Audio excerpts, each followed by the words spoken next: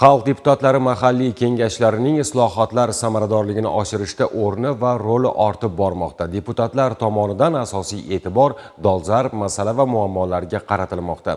Xalq deputatlari Yangiqo'rg'on tumani kengashining navbatdagi 23-sessiyasida ana shunday dolzarb masalalar ko'rib chiqildi.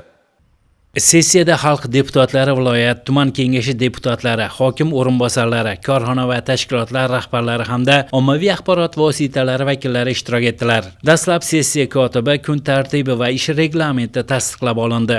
Shundan so'ng O'zbekiston Respublikasi Prezidentining 2025-yil 26 dekabrda Oliy Majlisi va xalqimizga yo'llagan murojaatnomasidan kelib chiqadigan vazifalar asosida Yangiqo'rg'on tumanining ijtimoiy-iqtisodiy rivoji, turizm, qishloq xo'jaligi, investitsiya va eksport salohiyatini oshirish, tadbirkorlikni qo'llab-quvvatlash, aholi turmush farovonligini yuksaltirish hamda ijtimoiy rivojlantirishga qaratilgan ustuvor masalalar yuzasidan Yangiqo'rg'on tumani hokimining hisoboti tinglandi. Xususan, murojaatnomada belgilanganidek tumanda mahalla infratuzilmasini yanada yaxshilash, ularga yangi O'zbekiston qiyofasini olib kirish, iqtisodiyotni texnologik va innovatsion o'sish modeliga o'tkazish, ichki bozorda talabni rag'batlantirish, kasblarni rivojlantirish va yangi mehnat bozori arxitekturasini yaratish, ekologik muvozanatni ta'minlash, yashil energetika va suv resurslaridan oqilona foydalanish, shuningdek, zamonaviy davlat boshqaruvi va adolatli sud huquq tizimi borasidagi islohotlar izchillik bilan olib borilyapti.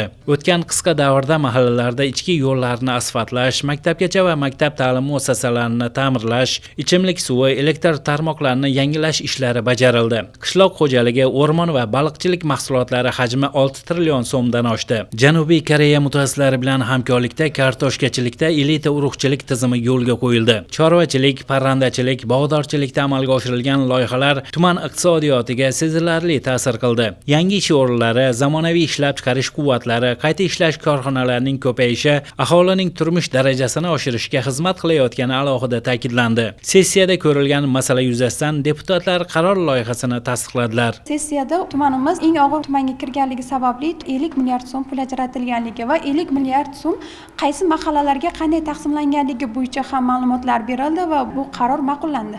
Undan tashqari qishloq xo'jaligi masalalari bo'yicha, ijtimoiy masalalar bo'yicha, ijtimoiy himoyaga muhtoj aholiga yordam berish masalalari bo'yicha ham muammolar ko'rib chiqildi. Bundan tashqari biz deputatlar faqatgina sessiyalarda emas, doimiy komissiya a'zolari yoki raislari bilan ham o'tirib, sessiyadan avval muhokama qilamiz va har bitta muammoni tag zaminigacha kirib o'rganamiz. Sessiya bugunga qadar har bitta muammoniga yechim sifatida topamiz. Bugungi sessiyada men o'zim hududim bo'yicha misol qilib aytadigan bo'lsam, 39-maktabda yapon tajribasi 1-sinflar uchun qo'llanilgan.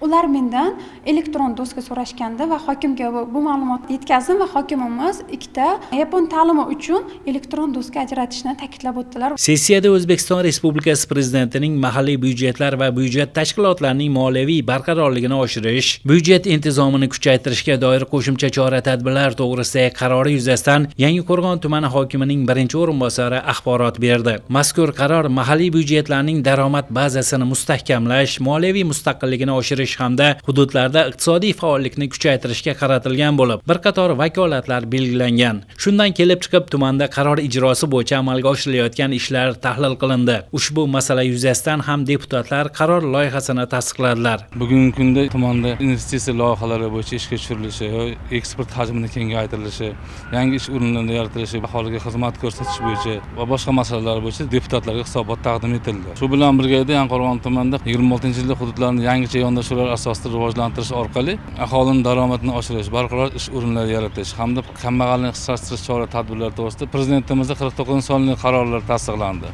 Mazkur qarorning 13-bandiga muvofiq 1-martdan boshlab mahalla yettalik xulosasi asosida ijtimoiy reyestrda turgan birinchi guruh nogironligi bo'lgan va mehnatga layoqatli a'zosi bo'lmagan oilalar xonadonlarning devor va tomlarini izolyatsiya qilish, energiya tejamkor deraza va eshik hamda quyosh panellari yoki geokollektor o'rnatish ishlari amalga oshirilishi ta'minlab berilgan. Mablag'lar Yangiqo'rg'on tuman hokimligi huzuridagi infratuzilma va ijtimoiy barqarorlik jamg'armasi hisobidan mablag'lar ajratilishi sessiya kun tartibiga kiritildi va tuman deputatlari tomonidan tasdiqlab berildi. Sessiyada Yangiqo'rg'on tumanida 2026-yilning sug'orish davri uchun suv olish limitini tasdiqlash to'g'risidagi va boshqa masalalar ham qizg'in muhokamalarga boy o'tdi. Bu bo'yicha tegishli mutasaddilarning hisobotlari eshitildi. Tumanda jami 28636 36 gektar sug'oriladigan maydon bo'lib, 2026-yil uchun 99.1 million metr kub hajmda cheklangan suv limiti ajratildi. Shuningdek, 2622 gektar maydonda suv tejovchi texnologiya, 340 gektarda tomchilatib, 50 gektarda yomg'irlatib, 1581 gektarda lazerli tekislagich, 278 gektarda egiluvchan quvur hamda 373 gektar yerda egatga plyonka to'shab sug'orish texnologiyasini joriy qilish rejasi ishlab chiqilgani ta'kidlandi. Sessiya ishida xalq deputatlari Yangiqo'rg'on tumani kengashining doimiy komissiyalarida ko'rib chiqilgan boshqa bir qator masalalar bo'yicha qaror loyihalari ham deputatlar tomonidan tasdiqlandi.